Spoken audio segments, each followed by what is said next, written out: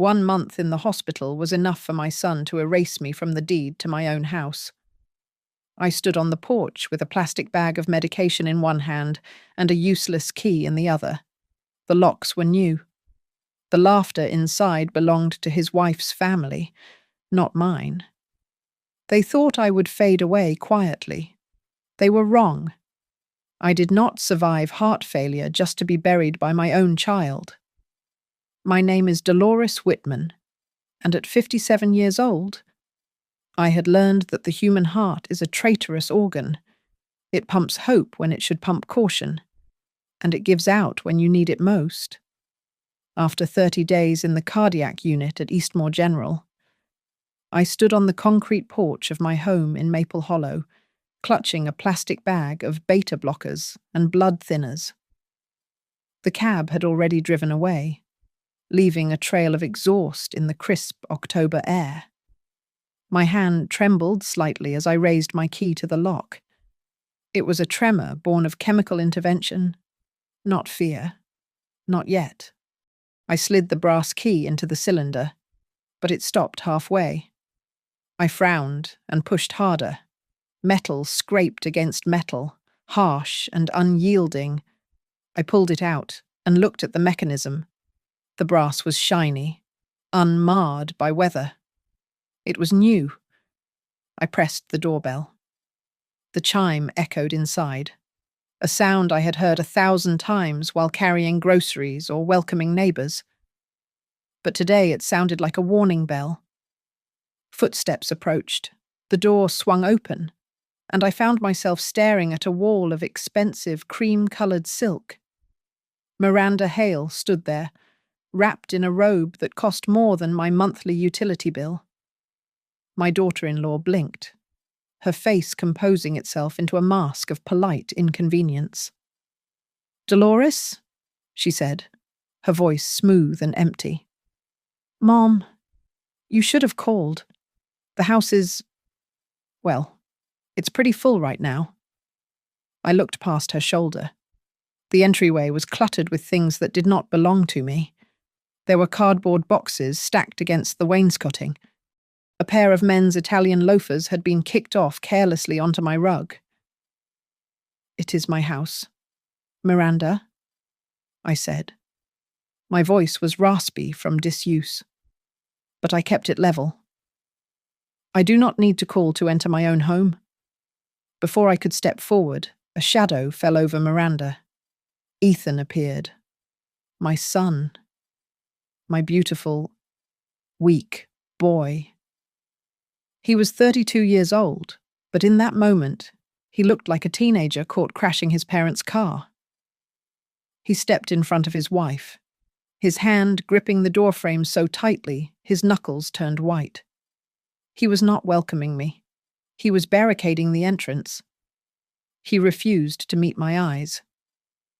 "Mom," Ethan said, looking somewhere near my knees. Let's just go talk outside for a minute. You should go rest somewhere else for a few days. The house it is being renovated." "Renovations?" I asked. I shifted my weight, looking through the gap between his arm and the frame. The wall where I had hung Patrick's picture for 25 years was changed. The photo of my late husband, holding Ethan on his shoulders, was gone. In its place hung a massive, gallery-style portrait of the Hale family, Miranda, her mother, and her father, smiling like wolves. "Who is at the door?" "Ethan." A man walked into my living room holding a ceramic mug, my mug, Vernon Hale. He walked with the heavy, arrogant stride of a man who owned the floorboards beneath his feet. He took a sip of coffee and looked at me with mild amusement. "Oh," Vernon said. "It is just Dolores. Shouldn't you be in a convalescent home? Dear, you look tired." I felt a coldness spread through my chest that had nothing to do with my heart condition. I reached into my coat pocket and pulled out my phone. I needed a witness. I started to dial Mrs. Gable, my neighbor of 15 years. Miranda's hand shot out, grabbing my wrist. Her grip was surprisingly strong. "Don't make a scene, Dolores," she hissed, her voice dropping the pretense of courtesy. "You just got out of the hospital. You need to remain calm. Think of your health. Do not embarrass us." I looked at Ethan. He was staring at the floorboards, shrinking into himself, letting his wife and father-in-law dictate whether his mother could enter the home she had paid for with double shifts and blood pressure spikes. I did not scream. I did not cry. I pulled my wrist from Miranda's grip and smoothed my coat. I turned around without a word and walked down the driveway. I could feel their eyes on my back, waiting for me to collapse or beg. I did neither. An hour later, I sat on the sagging mattress of the Starlight Motor Inn near the highway. The room smelled of industrial lemon cleaner and stale despair. I placed my leather document bag on the scratched table. My hands were steady now.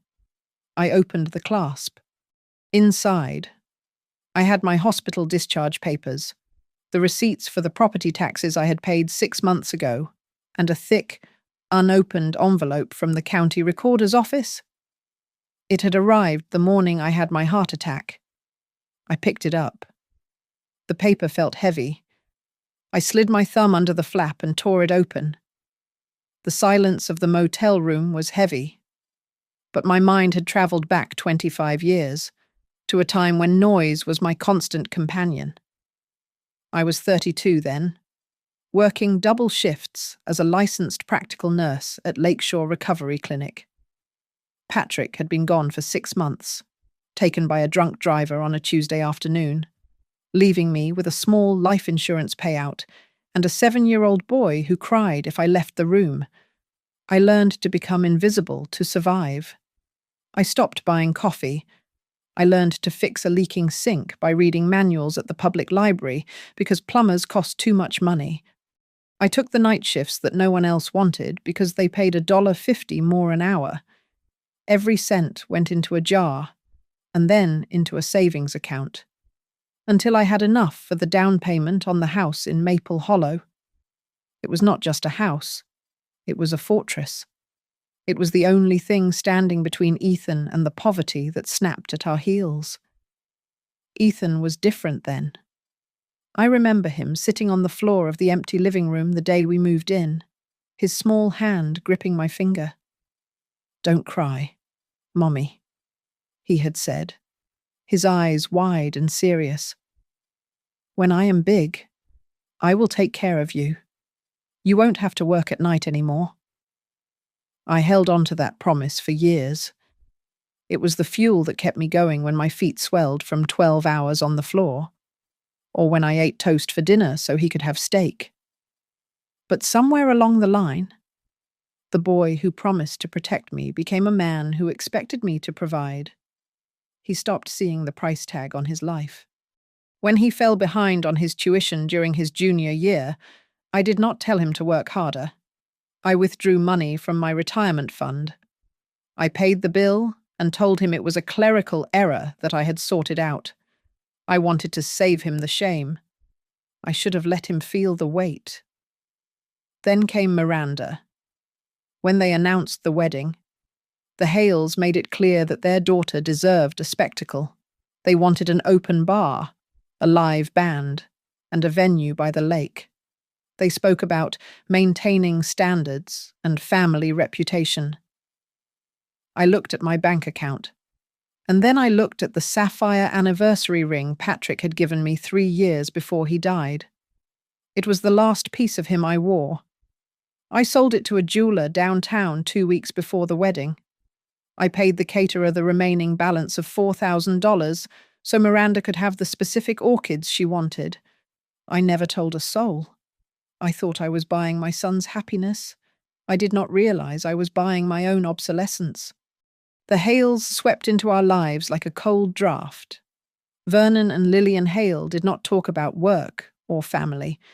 They talked about investments, assets, and connections.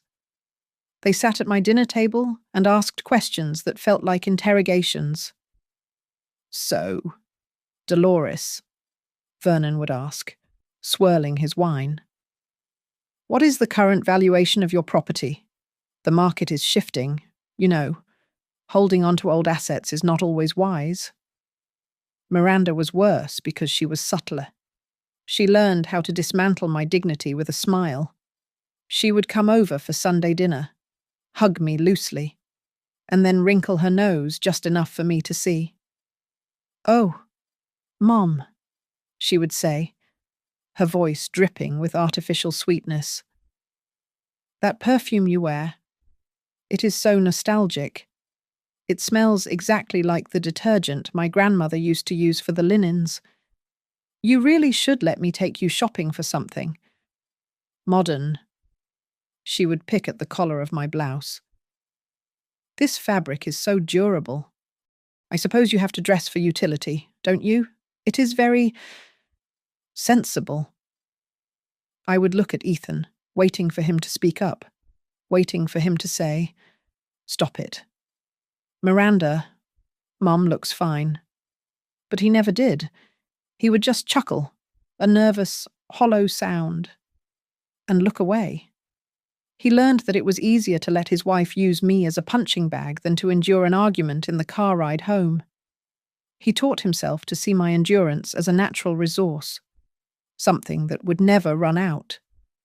But sitting in that motel room, staring at the envelope in my hands, I realized the resource had finally run dry. I had protected him from debt, from shame, and from the harshness of the world. And in return, he had handed the keys to my fortress to the wolves. I pulled the single sheet of paper from the envelope and laid it flat on the scarred laminate table of the motel room. The header was typed in a severe, official font that demanded attention. It was a notification of title transfer. My eyes scanned the dense blocks of legal text until they snagged on the one line that mattered. The property at Maple Hollow, my home of 25 years, had been transferred to an entity listed as the Hale Family Trust. I reached for my phone, my fingers moving with a mechanical precision that defied the pounding in my chest. I dialed the number printed at the bottom of the letterhead. It was the county recorder's office. A woman answered on the third ring, her voice bored and metallic. "County recorder. How can I help you?" "I am calling to verify a deed recording," I said. I was surprised by how steady my voice sounded. "My name is Dolores Whitman. I received a notice regarding my property." I heard the rapid click of a keyboard in the background. "Address: 412 Oak Lane, Maple Hollow," I said. "Yes, I see it here," the clerk said. "A quitclaim deed was recorded 3 weeks ago. It transfers full interest from Dolores Whitman to the Hale Family Trust. The filing fee was paid in cash. 3 weeks ago, I looked at the digital clock on the nightstand. 3 weeks ago, I was in the cardiac intensive care unit, watching the ceiling tile spin while machines breathed for me." "I need to see the document," I said. "Can you email me a copy?" "I can," she replied. "There is a $5 processing fee." I gave her my credit card number and waited. When the email arrived, I opened the attachment and zoomed in on the bottom of the second page. There was my name, Dolores Whitman, and there was a signature. It was written in black ink, and at first glance, it looked like mine. But as I stared at the pixels, I saw the deception. The lines were shaky, but the tremor was wrong. It was too rhythmic. It was the handwriting of someone with a steady hand, trying to mimic the palsy of a sick woman. It was a forgery, but it was a forgery designed to withstand a casual glance. I looked at the date next to the signature. September 22nd. The memory clawed its way through the fog of my recovery. I remembered the hum of the air conditioner in the hospital room. I remembered the taste of metal in my mouth. Ethan had been standing by the window, looking at the parking lot. Miranda had been sitting right next to my bed, her face close to mine. "Mom," she had said, her voice soft, like she was talking to a child. "We need you to sign these papers. 'Tis just for the insurance authorization. If you don't sign, the hospital won't process the surgery bills. I can't read it without my glasses," I had whispered. "It is standard, Mom," Ethan had said, turning around but not looking me in the eye. "Just sign it so we can go home and rest. We are taking care of everything." I had trusted them. I had signed my name on the line Miranda pointed to, believing I was securing my health, when in reality, I was signing away my life. I looked back at the document on my screen. The notary stamp belonged to a man named Gary P. Luntz. I opened a new browser tab and searched the address. It was not a law firm.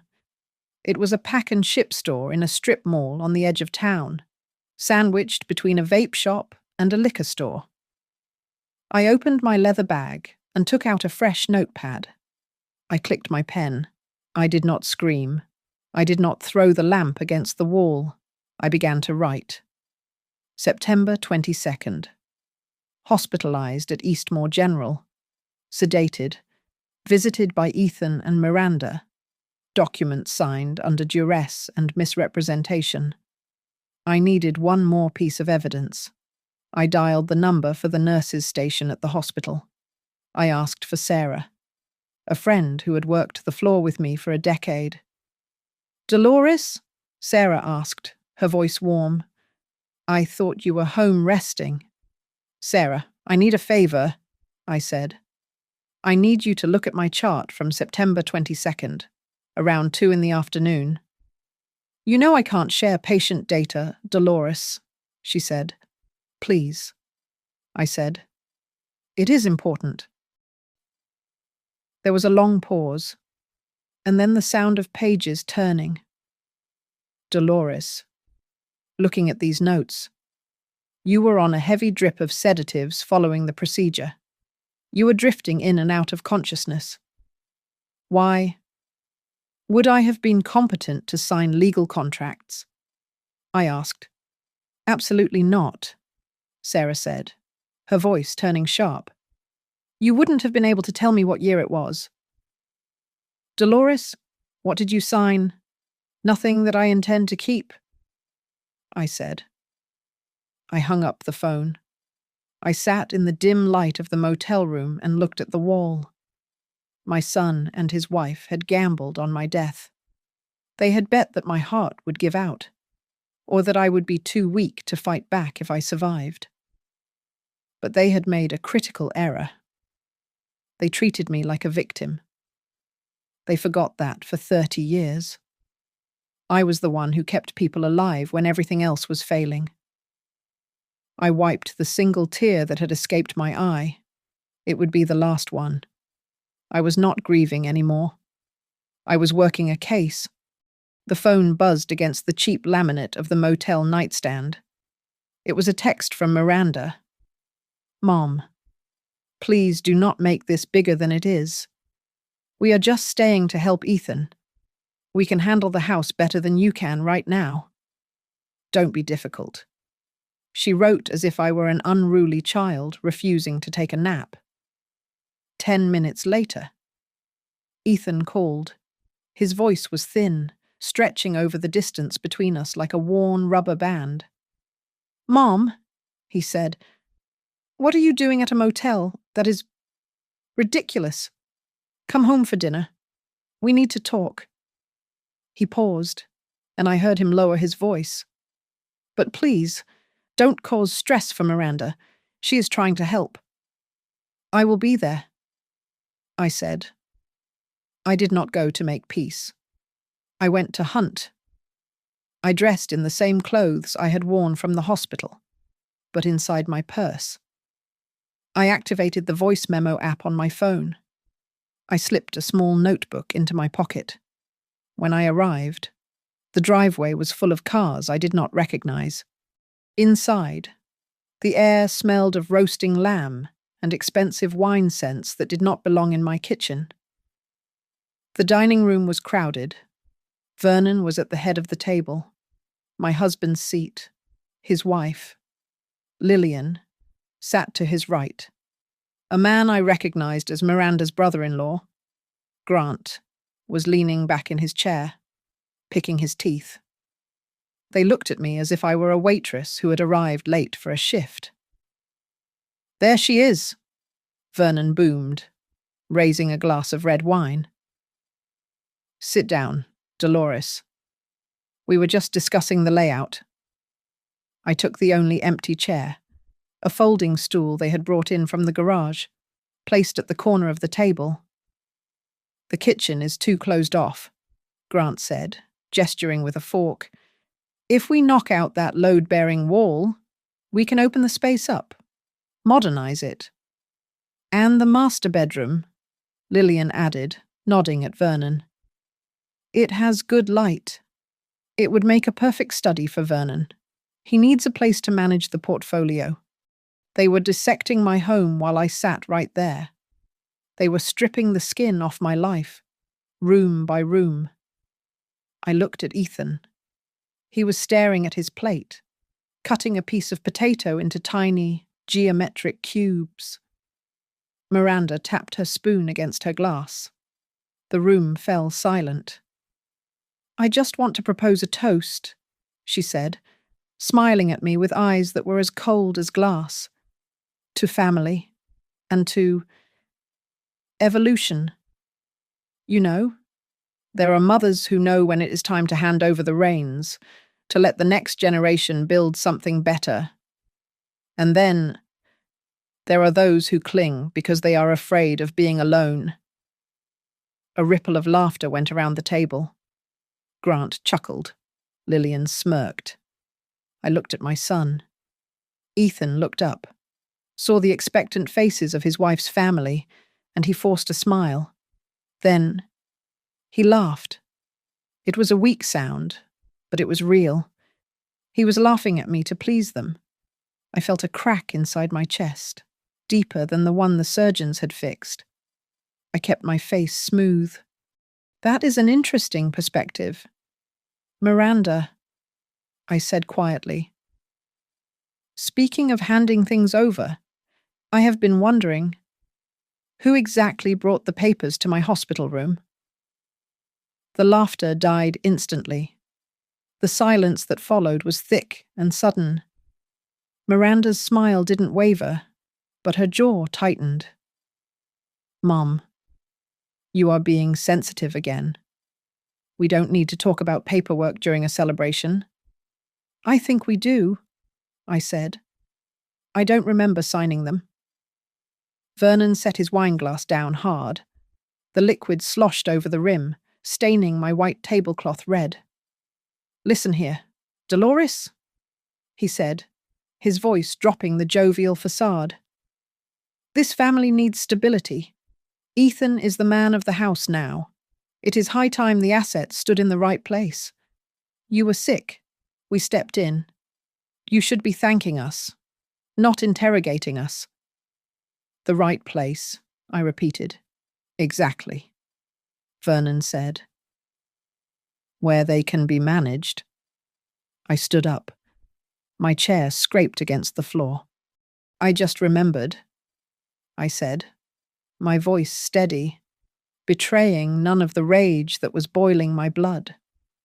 "I have some things I need to check. Enjoy the lamb. It smells delicious." I walked out of the dining room, past the photos of strangers on my walls, and out the front door. I did not slam it. I closed it gently, with a click that sounded like a lock snapping into place. As I walked down the driveway to my rental car, I touched the phone in my purse. They thought they had just put a tired old woman in her place. They did not realize they had just given me the first exhibit for the prosecution. The offices of Redwood and Pike Legal Group smelled of old leather and expensive retainer fees. I sat opposite Mr. Pike, a man with steel grey hair and eyes that had seen every variety of family betrayal. I placed a cashier's check on his mahogany desk. It was for $5,000, drawn from a savings account I had opened 10 years ago under my maiden name. Ethan did not know it existed. He thought I spent my bonuses on yarn and bingo. If you were under the influence of heavy sedation, Mrs. Whitman, Mr. Pike said, tapping the copy of the deed with a manicured finger, then you lacked the legal capacity to contract. If we can prove they knew this, well, that is fraud. And if the notary wasn't present when you signed, that is a felony. I wasted no time. I went back to the hospital records department. I did not ask nicely. I demanded the administration logs for September 22nd. The timestamp on my morphine drip was 2:15 in the afternoon. The time on the notary stamp was 2:30. I had been floating in a chemical haze while they were carving up my estate. Next, I drove to the address listed for the notary, Gary P. Luntz. It was not a law office. It was a storefront in a dying strip mall called Quick Serve Docs. The windows were papered over. The sign looked like it had been printed on a home computer and taped to the glass. A young man from the vape shop next door stepped out for a smoke break. He looked at me, then at the empty shop. "You looking for the guy who ran that place?" he asked, exhaling a cloud of fruit-scented vapor. "Don't bother. He was here for maybe 3 weeks, closed up shop last Tuesday. Weird guy. Always sweating." I needed eyes that were sharper than mine. I hired Marla Keene. She did not look like a private investigator. She looked like a librarian who knew where the bodies were buried. Her office was a small room above a bakery, cluttered with hard drives and empty coffee cups. 2 days later, Marla met me at a diner. She slid a tablet across the table. "I pulled the security footage from the strip mall management," Marla said, taking a bite of her toast. "It is amazing how little people pay attention to parking lot cameras. Look at the timestamp." I watched the grainy video. It was September 22nd. A silver sedan pulled into the lot. My stomach turned over. It was Ethan's car. I watched my son step out. He looked nervous, checking his phone. Then, the passenger door opened. Vernon Hale stepped out, carrying a brown leather briefcase. They walked into the Quick Serve Docs storefront together. They were there for 10 minutes. They had gone to the notary without me. They had forged the stamp there, or perhaps paid the man to stamp a signature they had already faked. "I have seen enough," I said, pushing the tablet away. "There is more. Dolores," Marla said softly. "I ran a credit check on the Hale family trust. They are not just sitting on the house." I looked up. "What do you mean?" "They filed an application for a Rush Home Equity line of credit yesterday." Marla said, "They are trying to leverage the property for a loan, a big one, $150,000. The paperwork lists the purpose as business investment capital." The air left my lungs. They were not just stealing my home to live in it. They were using my life's work as an ATM for Vernon's schemes.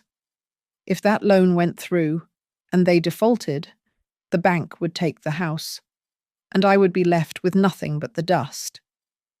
I stood up, leaving a $20 bill on the table. "Thank you, Marla. Keep digging." I went to the bank that afternoon. I sat with a personal banker and closed the joint checking account I had shared with Ethan since he was 18. It had $2,000 in it, mostly my money. I transferred it all to my private account. I removed him as the beneficiary on my life insurance. I revoked his power of attorney, which I had granted years ago, just in case. I sat in my car in the bank parking lot, my hands gripping the steering wheel. I was not a mother anymore. I was a plaintiff. And they were about to find out that the defendant had underestimated the cost of doing business with Dolores Whitman. I decided to play dead. Predators stop hunting when they think the prey has stopped breathing. I picked up my phone and typed a message to Ethan, keeping my fingers slow and deliberate. I am tired. Ethan, my heart cannot take the stress of a legal battle. I just want peace. Let us meet and work out a separation agreement. He replied within 3 minutes. I knew you would understand. Mum. Let's meet at Sonny's Diner, just the two of us. Sonny's Diner was where I had worked weekends when Ethan was in middle school to pay for his braces.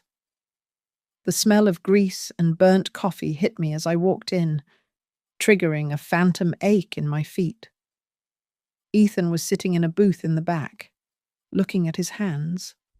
He looked smaller than I remembered. Mum, he said, standing up halfway and then sitting back down. I ordered you tea. Earl Grey. I sat down. I did not touch the cup. Talk to me, Ethan. Miranda said you signed the deed, he said, his voice rushing out like water from a broken pipe. She said it was for the best, that the trust would protect the assets so you wouldn't have to worry about taxes or maintenance. I really thought you agreed to it. I looked him in the eye. Did you read the paper? Ethan? Did you read the document you watched your father-in-law carry into that notary office? He flinched. He picked up a sugar packet and began to tear it into tiny strips. I trusted them. Vernon knows about these things. I trusted you, I said softly. Do you remember your wedding, the orchids Miranda insisted on having? We were $4,000 short. You never asked where the money came from. He looked up, confused. I thought you had savings. I sold my engagement ring, I said. The one your father gave me. I sold the only diamond I ever owned so your wife could have flowers that died the next day. Ethan's face went pale. His mouth opened, but no sound came out. He looked like he was struggling for air. I am not telling you this to make you cry, I continued, keeping my voice devoid of pity. I am telling you so you understand the cost of silence. Now, here is my offer. I will sign a waiver promising not to contest the transfer. In exchange, I want access to the house tomorrow to remove my personal effects, and I want a check for $10,000 to help me relocate. It was the bait. It was a small enough amount that the Hales would consider it a bargain to get rid of me. Ethan nodded vigorously. Yes, that is fair. I will make them agree. I promise. By the time I got back to the motel, Miranda had texted me. Finally, you are being practical. Come tomorrow at 10. Don't take anything attached to the walls. She thought she had won. She did not know that Marla had already equipped me with a digital recorder the size of a stick of gum, sewn into the lining of my purse. My lawyer had advised me that under state law, I could record conversations I was a party to, especially if I suspected criminal intent. The next morning, I pulled into the driveway. The house looked the same, but it felt like a stranger. Miranda opened the door, holding a clipboard as if she were supervising a moving crew. Make it quick, she said, checking her watch. Vernon has an appraiser coming at noon. I walked past her into the living room. I moved slowly, playing the part of the defeated widow. I packed a few books, some photos, and a vase. Then, I headed for the basement door. "Where are you going?" Miranda asked sharply. "My old file cabinet is down there," I said. "I need my medical records." "Fine," she sighed. "But don't make a mess." I walked down the wooden stairs. The basement smelled of damp concrete and neglect. I pulled the string for the light bulb. My breath hitched.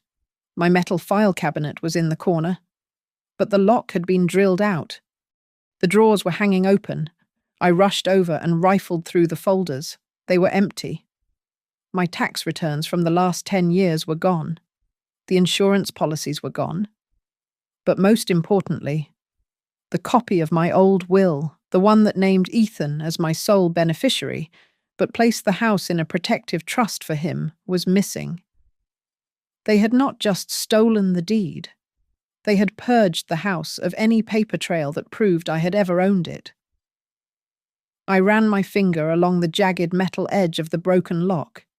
It was fresh damage. I heard footsteps creaking on the floorboards above me. I looked up at the ceiling. They thought they had erased my history. But an empty drawer was evidence, too.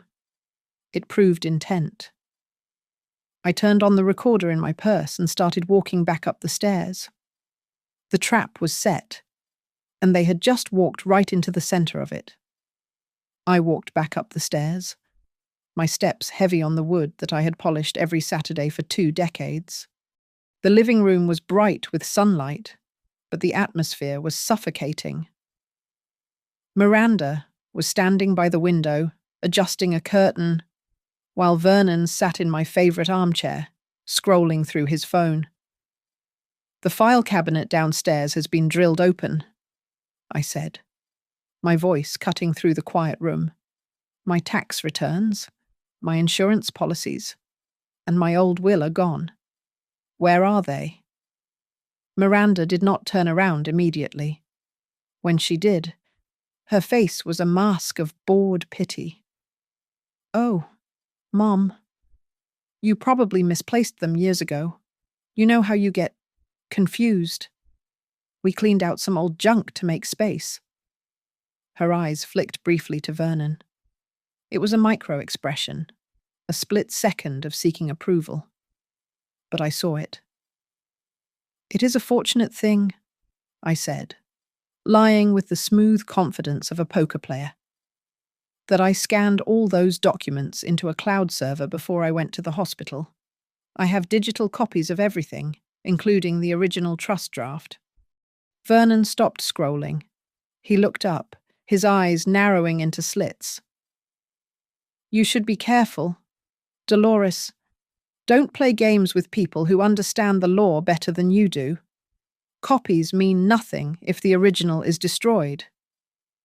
Ethan stepped between us, his hands raised in a surrender gesture.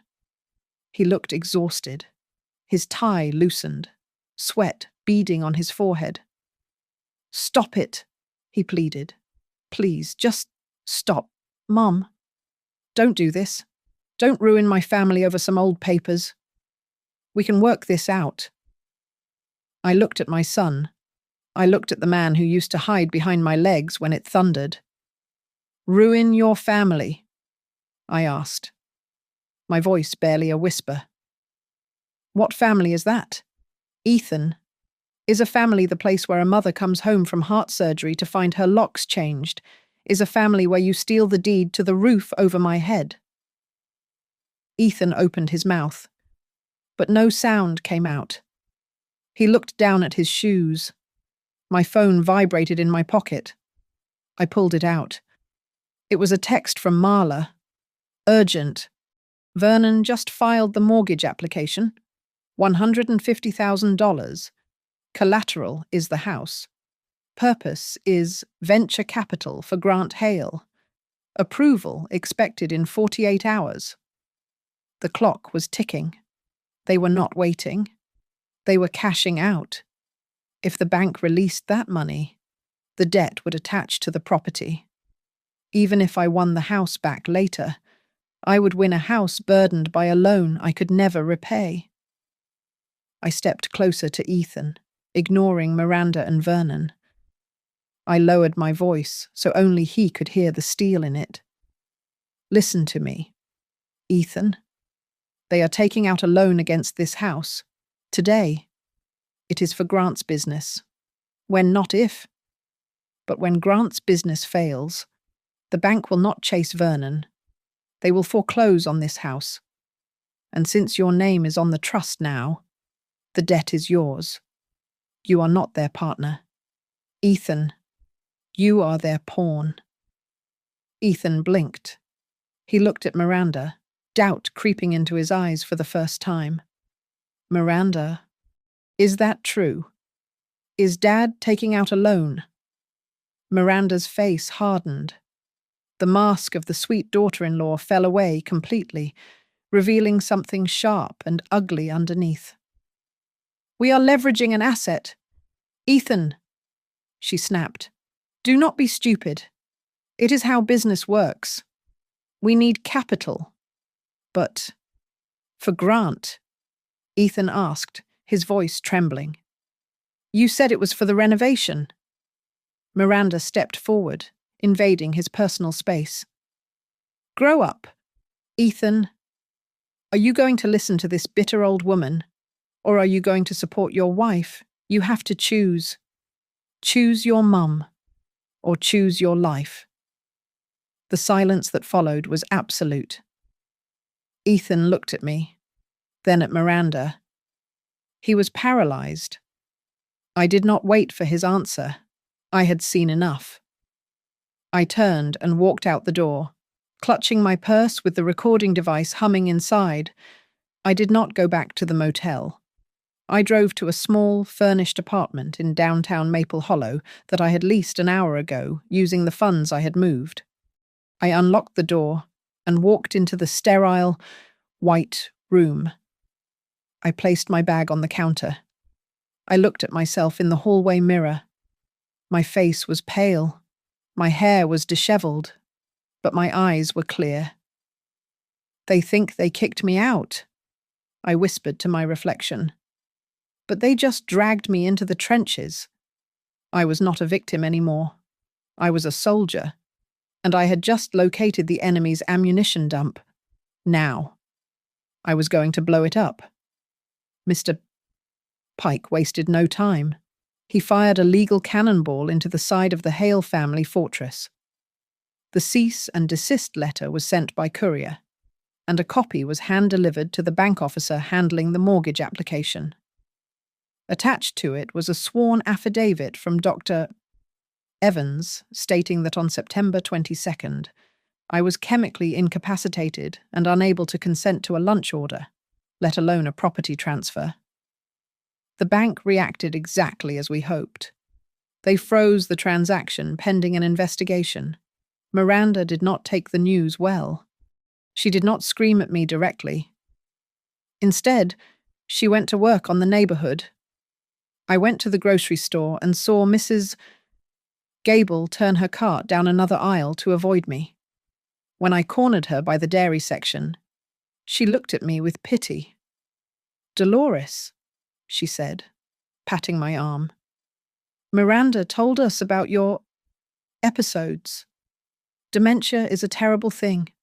If you ever need help finding your way home, just ask. I did not argue. I did not try to explain. I just nodded and bought my milk. Silence was a weapon, and I was saving my ammunition for a target that mattered. I booked the community meeting room at the Maple Hollow Recreation Center. It was a neutral ground with fluorescent lights and uncomfortable plastic chairs. I sent invitations, not to the neighbors, but to the people who held the pieces of the puzzle. I invited a representative from the county recorder's office. I invited the hospital case manager who had logged the visitor hours, and I invited Marla. The morning before the meeting, Marla played her ace card. She sent an anonymous email to Ethan's work address. It contained a single screenshot.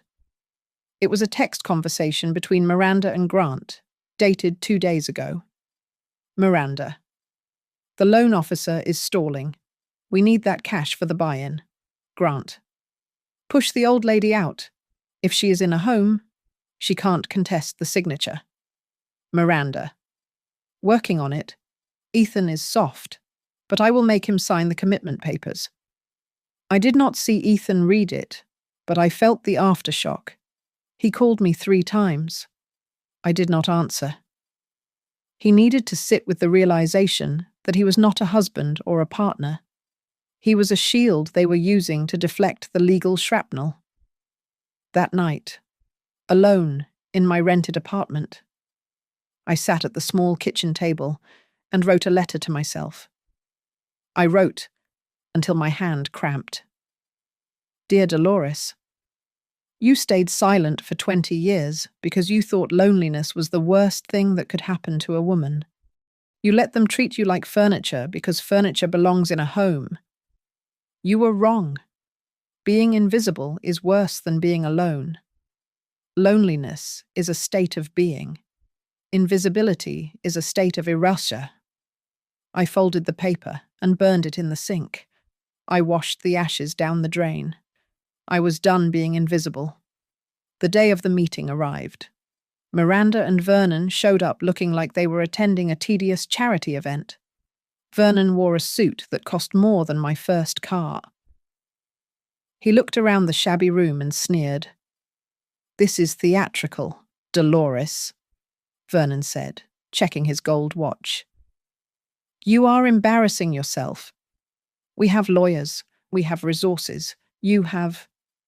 What a resentful attitude. Miranda crossed her arms. Mum, seriously, just stop. We can still find you a nice facility. I ignored them.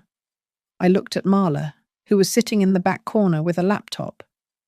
She nodded. Before we begin, Marla said, her voice projecting clearly across the room, I have an update on our friend, Mr. Gary P. Luntz, the notary. Vernon stiffened. What about him? Gary P. Luntz does not exist, Marla said. The notary commission number on the deed belongs to a man who died 4 years ago in Ohio. The man you met in the strip mall is actually named Silas Vance.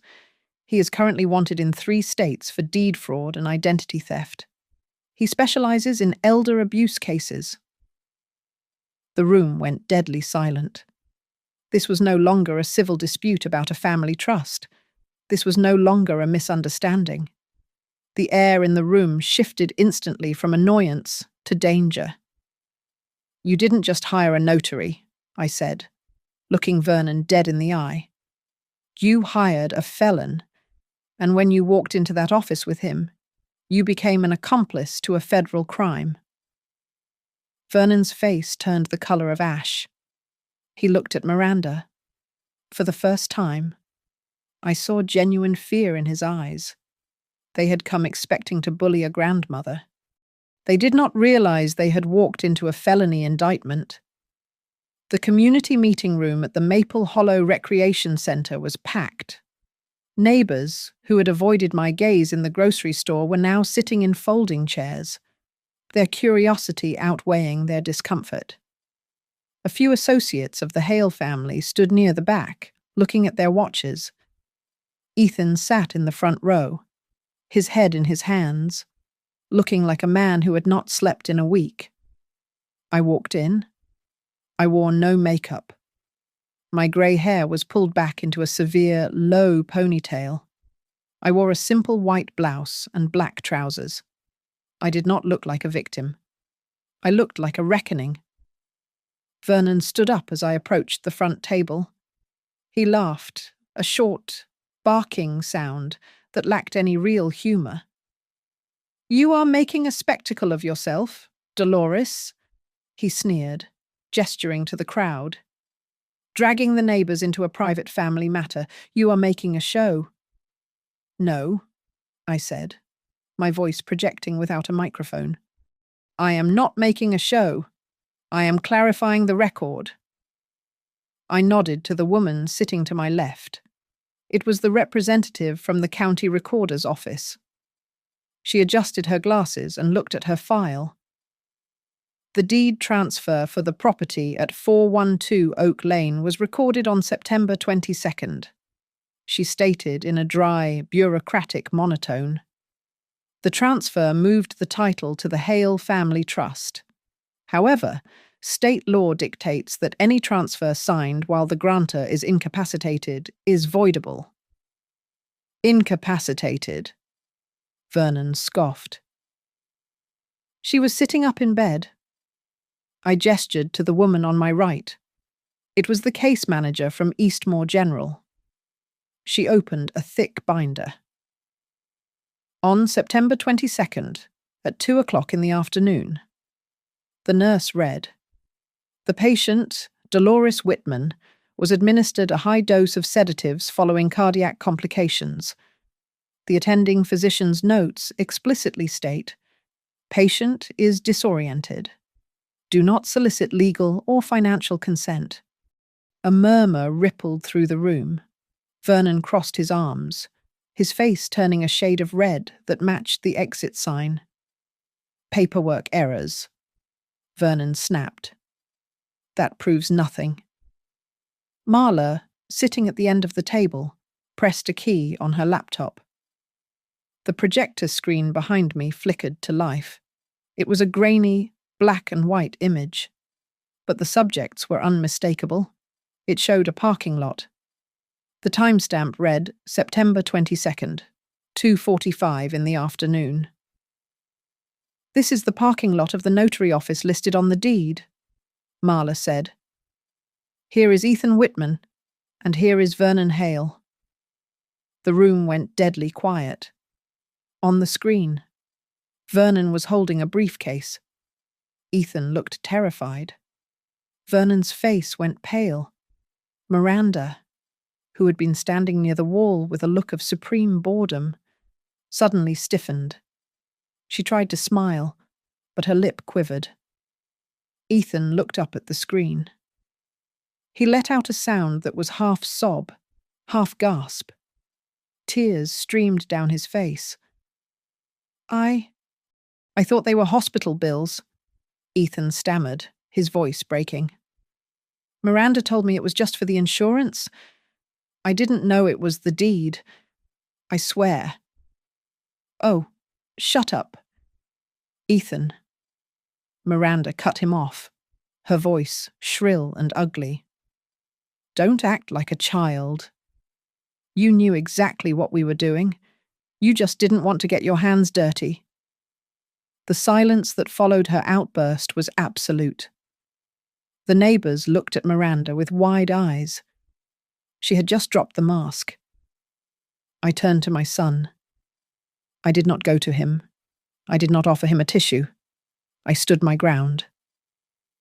You might be their victim.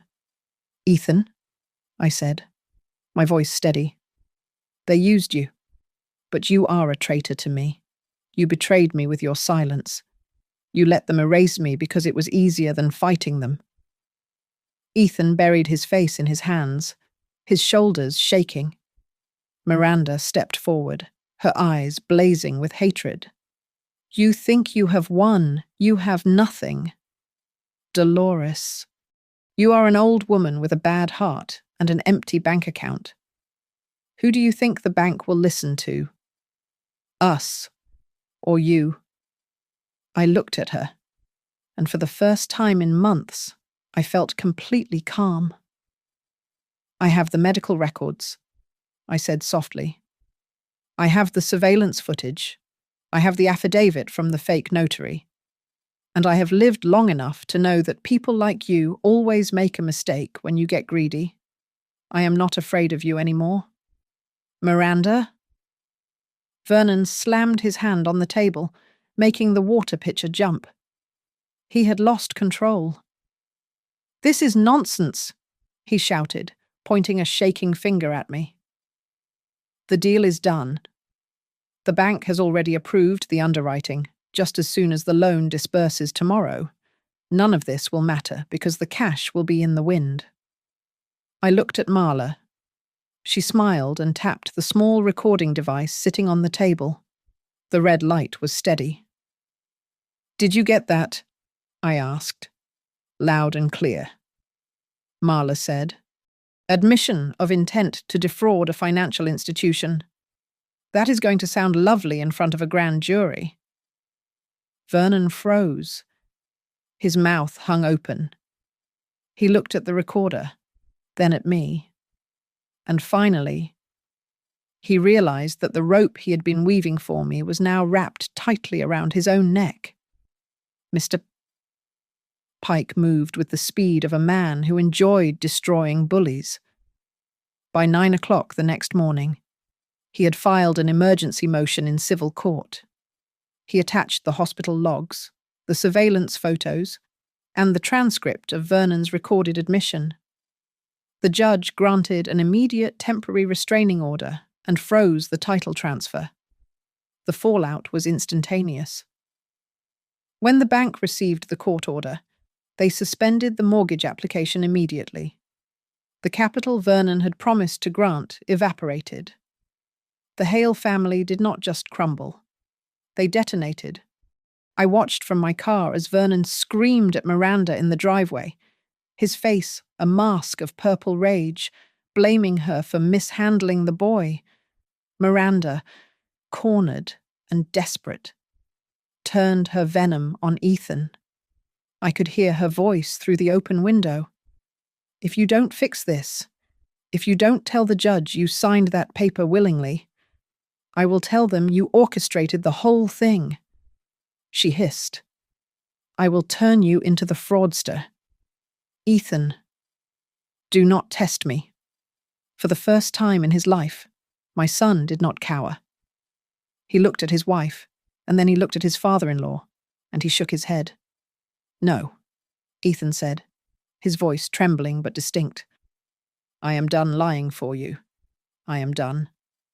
By that afternoon, I had the court order in hand giving me exclusive possession of the property. I did not go alone. I brought a sheriff's deputy and a locksmith. The deputy served the Hales with a notice to vacate within 48 hours. Vernon tried to bluster about his rights, but the deputy simply pointed to the signature on the judge's order. 2 days later, the house was silent. The boxes were gone. The smell of Miranda's perfume lingered faintly in the hallway, a ghost I would soon scrub away. I stood in the living room and watched the locksmith install a high-security deadbolt. A knock came at the door.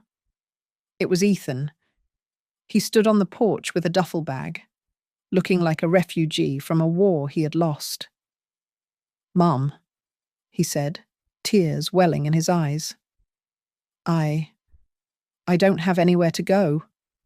Miranda kicked me out. Can I come home?" I looked at him through the screen door.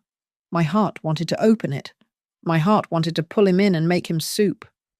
But I knew that if I did that, I would be killing him. I would be enabling the weakness that had nearly destroyed us both. "No, Ethan," I said gently. But I left her for you." He stammered. "I chose you. You chose me only when she turned on you."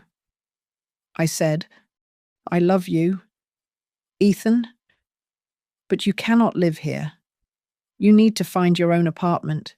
You need to get a job that doesn't depend on Vernon Hale. And you need to go to therapy to understand why you let them treat your mother like an obstacle." I reached into my pocket and pulled out a copy of a new document Mr. Pike had drafted. "And you should know," I continued, "I have placed the house into a new irrevocable trust. It does not go to you automatically when I die. It goes to a charitable foundation, unless the trustee, an independent third party, decides you have established a life of your own, independent of any spouse's influence." Ethan stared at me. He looked shocked. But then Slowly. He nodded. He finally understood. I was not punishing him. I was forcing him to become a man. I will try. Mom, he whispered. I will. He turned and walked down the driveway. I watched him go, knowing it was the hardest thing I had ever done. I went back inside. I walked to the wall where the massive portrait of the Hale family had hung. It was gone, leaving a pale rectangle on the paint. I reached into my bag and pulled out the old photo of Patrick and a young Ethan laughing on a beach. I hung it back on its nail. Then I took out a second frame.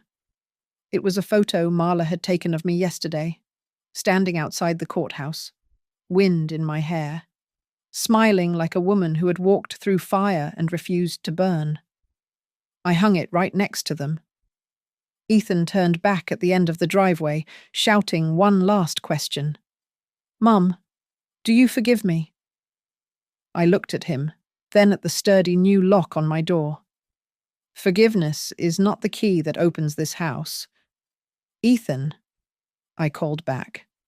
Respect is the key, and right now I am the only one who holds it. Thanks so much for listening to my story.